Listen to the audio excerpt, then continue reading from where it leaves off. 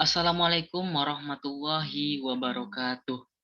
Selamat pagi, Ibu Alfi, selaku dosen pengampu mata kuliah seminar proposal, dan juga selamat pagi untuk teman-teman seperjuangan. Semoga kita selalu dalam keadaan sehat. Baik, izinkan saya di sini, Robi Bintang, dengan NIM 1802 110128 mempresentasikan draft proposal saya yang berjudul Pengaruh Kualitas Produk, Harga, dan Promosi terhadap keputusan pembelian pada marketplace Shopee. Studi kasus pada mahasiswa di Pekanbaru. Oke, langsung saja kita masuk ke pembahasannya.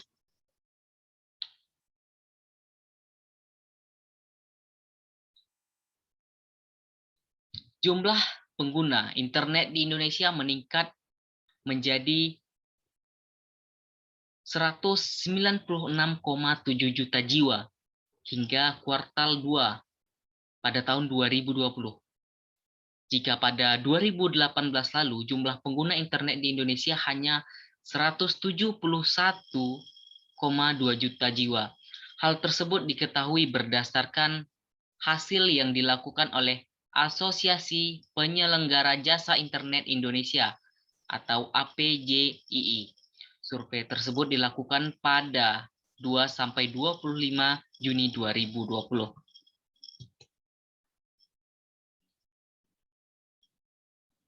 Kemudian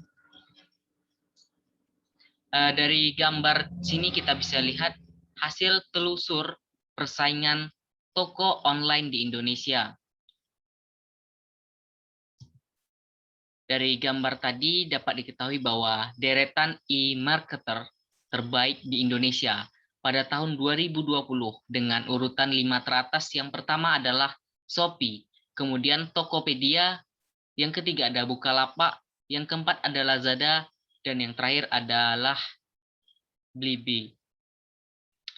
Shopee merupakan aplikasi mobile yang menjadi wadah berbelanja online dengan sistem konsumen ke konsumen.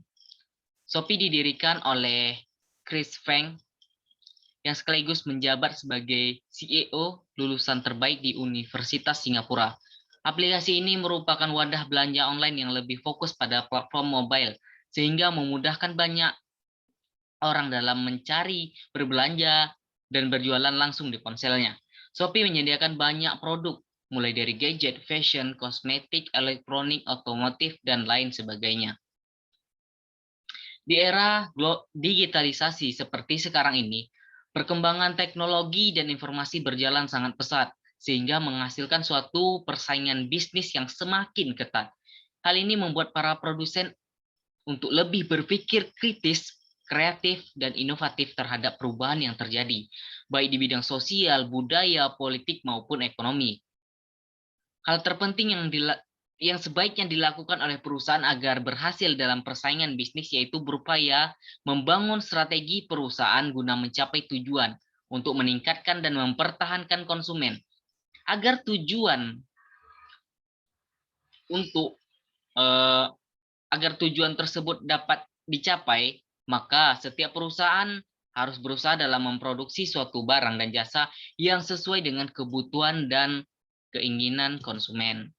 Seperti yang sudah kita ketahui sebelumnya, bahwa seiring dengan teknologi dan informasi sekarang ini, banyak online shop yang bermunculan di berbagai kalangan, mulai dari remaja hingga kalangan orang dewasa. Barang yang ditawarkan juga bervariasi, mulai dari makanan, perlengkapan rumah tangga, lifestyle, otomotif, elektronik, dan yang lain-lain. Semua barang tersebut dijual secara online melalui website, akun media sosial, dan toko online di berbagai marketplace. Berdasarkan uraian di atas, kualitas produk, harga, dan promosi mempunyai daya tarik tersendiri bagi peneliti untuk dapat mengetahui keputusan pembelian pada marketplace Shopee. Salah satu faktor yang menarik minat beli konsumen yaitu kualitas produk. Dunia bisnis maupun perusahaan dituntut untuk mempunyai sarana informasi yang dapat menunjang kegiatan bisnisnya, terutama perkembangan teknologi dalam bidang pemasaran, agar produk mereka tetap dikenal konsumen sehingga memunculkan minat beli masyarakat. Salah satu Strategi yang dapat dilakukan untuk menarik konsumen yaitu dengan menetapkan harga produk yang dapat merangsang respon pasar. Harga produk ditetapkan dapat membuat calon konsumen menggunakan suatu produk dan meninggalkan produk pesaing yang sejenis. Melalui kegiatan promosi yang dilakukan oleh perusahaan, tentu bertujuan untuk menarik minat konsumen dalam melakukan transaksi pembelian guna mencapai keuntungan sesuai dengan apa yang diterapkan. Promosi menjadi peranan penting dalam strategi pemasaran perusahaan. Nah, berdasarkan uraian di atas, maka peneliti memutuskan untuk menggunakan variabel kualitas produk sebagai salah satu variabel bebas untuk mengetahui keputusan pembelian. Adapun rumusan masalah dalam penelitian yang saya angkat, yang pertama adalah apakah kualitas produk berpengaruh secara parsial terhadap keputusan pembelian pada marketplace Shopee? Yang kedua, apakah harga berpengaruh secara parsial terhadap keputusan pembelian pada marketplace Shopee? Yang ketiga, apakah promosi berpengaruh secara parsial terhadap keputusan pembelian pada marketplace Shopee? Dan yang keempat, apakah kualitas produk, harga, dan promosi berpengaruh secara simultan terhadap keputusan pembelian pada marketplace Shopee? Selanjutnya ada tujuan penelitian. Tujuan penelitian yang pertama yaitu untuk mengetahui pengaruh kualitas produk secara parsial terhadap keputusan pembelian pada marketplace Shopee. Yang kedua, mengetahui pengaruh harga secara parsial terhadap keputusan pembelian pada marketplace Shopee. Yang ketiga, untuk mengetahui pengaruh promosi secara parsial terhadap keputusan pembelian pada marketplace Shopee. Dan yang keempat, untuk mengetahui pengaruh kualitas produk, harga, dan promosi secara simultan terhadap keputusan pembelian pada marketplace Shopee. Adapun manfaat penelitian, yang pertama, kegunaan praktis. Peneliti berharap hasil penelitian ini dapat digunakan dalam dunia praktis sebagai bahan referensi dalam membuat kebijakan yang berkaitan dengan kualitas produk, harga, dan promosi, khususnya untuk PT Shopee Internasional Indonesia. Yang kedua, kegunaan teoritis. Peneliti berharap hasil penelitian ini dapat berkontribusi terhadap perkembangan ilmu pengetahuan, serta dapat dijadikan sebagai bahan referensi untuk penelitian selanjutnya dalam hal pengembangan di bidang penelitian khususnya yang berkaitan dengan kualitas produk, harga, promosi terhadap keputusan pembelian. Secara akademisi, penelitian ini dapat menambah referensi koleksi bagi perpustakaan Universitas Riau bagi pembaca dan pertimbangan bagi mahasiswa yang akan meneliti dengan penelitian yang serupa. Dan yang terakhir ada itu penulis. Dengan penelitian yang dilakukan akan dapat menambah ilmu pengetahuan penulis terutama tentang masalah-masalah yang berkaitan dengan perusahaan khususnya di bidang manajemen pemasaran. Selanjutnya kita masuki tinjauan pustaka. Menurut Kotler, produk merupakan segala sesuatu yang ditawarkan ke pasar untuk dapat memenuhi kebutuhan dan keinginan pelanggan. Menurut Kotler dan Armstrong, yang menyatakan bahwa kualitas produk adalah kemampuan sebuah produk dalam memperagakan fungsinya. Dalam hal ini, termasuk keseluruhan durabilitas, reliabilitas, ketepatan, kemudahan pengoperasian, dan reparasi produk. Juga atribut lainnya, apabila suatu produk dapat menjalankan fungsinya, maka produk tersebut dapat dikatakan mempunyai kualitas yang baik. Faktor-faktor yang mempengaruhi kualitas produk yang pertama ada pasar, uang, kemudian manajemen, manusia, motivasi, bahan, mesin dan mekanik, metode informasi, dan persyaratan proses produksi. Selanjutnya kita akan bahas mengenai harga. Harga adalah salah satu dari variabel marketing yang harus diperhatikan oleh manajemen perusahaan, karena harga dapat secara langsung mempengaruhi besarnya volume penjualan dan laba yang diperoleh oleh suatu perusahaan. Nah, menurut William J. Stanton, harga merupakan sejumlah uang yang diperlukan agar memperoleh beberapa kombinasi sebuah produk dan pelayanan yang ada di dalamnya, atau suatu jasa. Secara historis, harga menjadi faktor utama yang mempengaruhi pilihan seorang pembeli. Peranan informasi dari harga kepada pelanggan tentang faktor-faktor yang terdapat di dalamnya seperti kualitas. Hal ini mempunyai manfaat utama dalam situasi di mana pembeli mengalami kesulitan dalam menilai faktor produksi atau manfaat secara objektif. Persepsi yang sering muncul adalah bahwa harga yang tinggi mencerminkan memiliki kualitas yang tinggi. Dari beberapa definisi di atas dapat disimpulkan bahwa harga adalah sejumlah uang yang harus dibayar oleh pembeli untuk mendapatkan produk tersebut. Selanjutnya kita akan membahas mengenai promosi. Menurut Kinner dan Kenneth, promosi sebagai sebuah mekanisme komunikasi pemasaran, pertukaran informasi antara pembeli dan penjual. Promosi berperan menginformasikan, membujuk, dan mengikat konsumen agar perusahaan dapat feedback mengenai produk atau jasa yang ditawarkan. Dengan demikian, fungsi promosi adalah untuk memprospek seseorang agar dapat menjadi konsumen untuk produk yang diciptakan, sehingga dapat mendorong dikenalnya produk melalui saluran distribusi yang dipilih dengan cara menciptakan produk dengan merek yang mudah dikenal oleh penyalur maupun konsumen di berbagai tempat sepanjang saluran distribusi dan rangkaian pembelian. Tujuan promosi menurut Kotler dan Armstrong yaitu yang pertama, mendorong pembelian dalam jangka pendek. Kemudian mendorong pengecer untuk dapat menjual barang baru dan menyediakan persediaan lebih banyak. Kemudian mengiklankan produk perusahaan serta memberikan ruang gerak perusahaan yang lebih banyak. Dan yang terakhir, untuk tenaga penjualan berfungsi untuk mendapatkan banyak dukungan tenaga penjualan bagi produk lama atau baru, serta mendorong penjualan untuk mendapatkan pelanggan baru. Selanjutnya itu promosi, jenis-jenis promosi. Bentuk presentasi yang bukan personal dan promosi atas gagasan, barang atau jasa oleh seorang atau sponsor yang teridentifikasi dalam media. Nah, menurut Kotler dan Armstrong, tujuan periklanan adalah komunikasi tertentu yang dicapai dengan calon konsumen pada sasaran tertentu dan selama periode waktu tertentu. Tujuan dari periklanan itu bisa digolongkan berdasarkan tujuan utama, yaitu menginformasikan, membujuk, dan mengingatkan. Promosi penjualan atau sales promotion, yaitu kegiatan pemasaran selain penjualan pribadi, iklan, dan publikasi yang menstimulasi pembelian konsumen, serta efektivitas penyalur yang mempunyai jangka waktu pendek. Menurut Kotler dan Armstrong, banyak sarana yang dapat digunakan untuk mencapai tujuan promosi penjualan. Selanjutnya, keputusan pembelian. Keputusan pembelian menurut Tejiptono merupakan sebuah proses di mana pembeli mengetahui masalahnya, mencari informasi mengenai produk atau merek tertentu, dan mengevaluasi beberapa dari masing-masing alternatif tersebut untuk dapat digunakan dalam memecahkan masalah. Kemudian, mengarahkan kepada keputusan pembelian.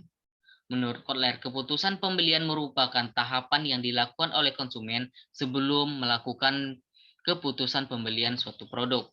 Tahap-tahap keputusan pembelian ada pengenalan kebutuhan, pencarian informasi, penilaian alternatif, keputusan pembelian, dan perilaku pasca pembelian. Metode penelitian, baik, dimulai dari jenis penelitian yang diterapkan dalam penelitian ini, yaitu metode kuantitatif, di mana data penelitian berupa angka-angka dan dianalisis menggunakan statistik. Metode yang digunakan dalam penelitian ini adalah metode survei. Survei adalah metode riset yang digunakan untuk mendapatkan data dari tempat tertentu dan menggunakan kuesioner sebagai salah satu alat penggalian data. Tujuan dari metode ini yaitu untuk memperoleh informasi mengenai hal-hal yang akan diteliti kepada sejumlah responden yang dianggap mewakili suatu populasi. Populasi dan sampel penelitian. Populasi yaitu sekumpulan objek yang akan dijadikan sebagai bahan penelitian dengan ciri mempunyai karakteristik yang sama. Sedangkan menurut Sugiono, populasi merupakan wilayah generalisasi yang terdiri dari objek atau subjek yang mempunyai kualitas dan karakteristik tertentu yang ditetapkan oleh peneliti untuk dipelajari dan kemudian ditarik kesimpulan. Populasi dalam penelitian ini yaitu mahasiswa yang berada di Pekanbaru, yang meliputi mahasiswa di perguruan tinggi terdapat di Pekanbaru, dan menjadi konsumen atau pengguna marketplace Shopee. Populasi ditentukan berdasarkan 4 perguruan tinggi negeri dengan kategori jumlah mahasiswa terbanyak di Pekanbaru. Yang pertama itu ada Universitas Riau, kemudian Universitas Islam Riau, Universitas Islam Negeri Sultan Syarif Kasim Riau, dan Universitas Abdurrahman. Sedangkan populasi pada mahasiswa di Pekanbaru yang menggunakan marketplace Shopee jumlahnya tidak dapat diketahui dan termasuk dalam kategori populasi tak terhingga. Populasi tak terhingga adalah populasi yang mempunyai sumber data yang tidak dapat ditentukan batasannya secara kuantitatif. Oleh sebab itu, besar populasi tak terhingga hanya dapat dijelaskan secara kualitatif. Sampel yaitu bagian dari populasi untuk dijadikan sebagai bahan penelaahan dengan harapan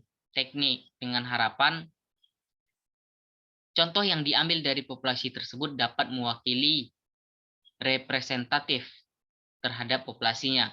Teknik pengambilan sampel dalam penelitian ini yaitu dengan menggunakan teknik probability sampling, yaitu teknik sampling simple random sampling atau teknik pengambilan sampel dari populasi yang dilakukan secara acak tanpa memperhatikan strata yang ada dalam populasi itu.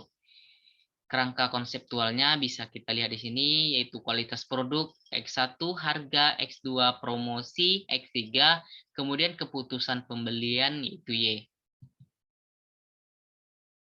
Data dan sumber data. Data primer merupakan data yang tidak tersedia dalam bentuk file. Data ini harus digali sendiri oleh peneliti dengan melibatkan responden yang sudah ditentukan. Untuk memperoleh data tersebut, peneliti dapat menggunakan kuesioner untuk disebarkan kepada responden, seperti melakukan wawancara, melakukan observasi, dan dokumentasi. Data primer yang diperoleh dalam penelitian ini yaitu hasil dari kuesioner dan wawancara yang didapatkan melalui responden. Yang kedua, sumber data sekunder. Data sekunder merupakan data yang sudah tersedia di tempat penelitian, sehingga penelitian hanya bertugas mencari dan mengumpulkan saja. Data sekunder yang terdapat dalam penelitian yaitu buku-buku literasi dan penelitian terdahulu yang relevan. Teknik pengumpulan data. Yang pertama itu ada kuesioner. Kuesioner merupakan instrumen terpenting untuk mengumpulkan data yang dilakukan dengan cara memberikan sejumlah pertanyaan secara tertulis kepada responden untuk dijawab. Kuesioner merupakan teknik pengumpulan data yang paling efektif dan efisien apabila peneliti mengetahui variabel yang akan diukur dan mengerti apa yang diharapkan dari responden. Yang kedua, ada wawancara. Wawancara digunakan sebagai teknik pengumpulan data apabila peneliti ingin mengetahui hal tertentu dari responden yang lebih mendalam dan jumlah respondennya sedikit. Data yang diperoleh dari hasil wawancara kepada narasumber tersebut nanti akan digunakan dalam bab pembahasan untuk mendukung data yang diperoleh dari kuesioner. Yang ketiga itu dokumentasi. Metode dokumentasi itu menggali data tentang suatu hal atau variabel yang berupa catatan, transkrip, buku, surat kabar, majalah, notulen, agenda, dan sebagainya. Dokumentasi merupakan sumber data yang secara tidak langsung memberikan data kepada pengumpul data, baik melalui orang lain maupun dokumen. Baik, sekian presentasi yang saya paparkan, lebih dan kurang mohon maaf. Kepada teman-teman, jika ada yang ingin bertanya, saya persilahkan. Saya akhiri, wassalamualaikum warahmatullahi wabarakatuh.